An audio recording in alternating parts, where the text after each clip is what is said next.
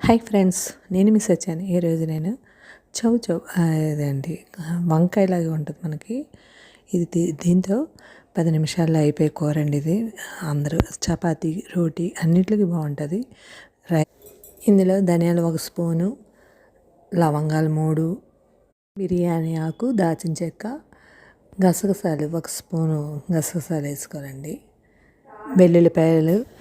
వెల్లుల్లి రెబ్బలు 4-5, పచ్చిమిరపకాయలు 2 ఇలా వేసుకొని ఒక్కసారి మనం మిక్సీ పెట్టాలండి. మిక్సీ చేసుకొని అందులోనే అల్లం ముక్కలు, ఉల్లిపాయలు,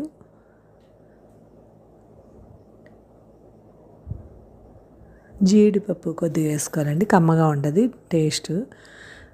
ఆ జీడిపప్పు వేసుకున్న వాళ్ళకి కూడా బలం కదా మనకి, అందుకని అలా మిక్సీ చేసుకోవాలంతని. ఇలా మిక్సీ చేసుకున్న ముద్ద పక్కన పెట్టుకోండి.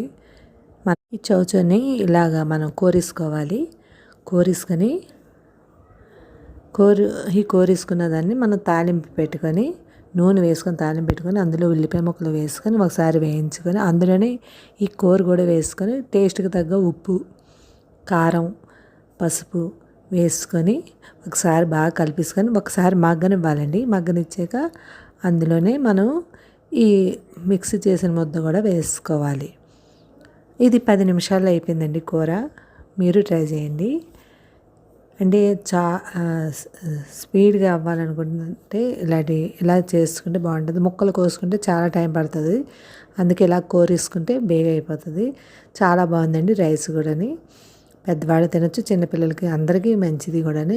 చౌచౌ ఈ కాయ అంటే ఎల్లవేళ ఎప్పుడు రాదనుకున్న సీజన్ వెజిటబుల్ కూర, ఇది కాయ అనుకుంటానండి. ఎప్పుడు ఉండదు, ఈ సీజన్లో వచ్చింది. శీతాకాలంలో వస్తుంది అనుకుంటాను, పండగ ముందు పండగ వెళ్ళాక. మీరు ట్రై చేయండి.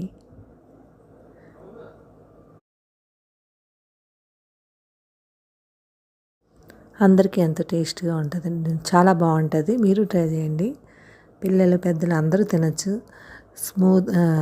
నోట్లో పెట్టుకోగానే కరిగిపోతుందండి కూర. అంటే ఇంకా ముక్కల్లాగా ఉండదు కాబట్టి ఇదంతా చాలా బాగుంటుంది.